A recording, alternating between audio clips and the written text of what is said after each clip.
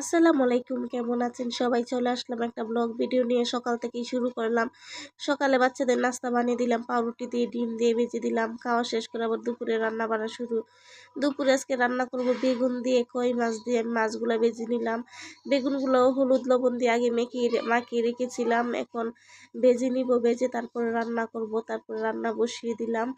কই মাছ দিয়ে বেগুন দিয়ে রান্না আমার শেষ পর্যায়ে। তারপরে ছিল অল্প একটু মিষ্টি কুমড়া, সেটা আবার ভাজি করে নিলাম। তেল একটু বেশি হয়েছিল, তাই তেলটা আমি ভাজিগুলো এভাবে রেখে তেলটা উঠিয়ে নিলাম। ভাজিগুলো বাটিতে উঠিয়ে নিলাম। তারপরে ছিল কচু শাক রান্না করব। কচু শাক বসিয়ে দিলাম। তারপরে তেলে দিয়ে দিলাম ছোটো কচু শাকগুলো, ভালো লাগে খেতে। তারপরে শাক আমি ভাজি করে নিব।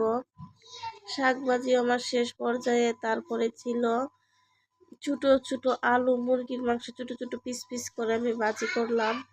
এগুলাই ছিল দুপুরে রান্না বাড়া। দুপুরে খাওয়া দাওয়া শেষ করে আবার সন্ধ্যার সময় একটু বাইরে বের হয়েছিলাম বাচ্চাদের খেলনাপাতি নিয়ে। ওরা নাকি খেলনা নিবে, বাচ্চারা খেলনা নিল। এই ছিল আমার মিনি ব্লগ। ধন্যবাদ, ভালো থাকবেন সবাই, আল্লাহ হাফেজ।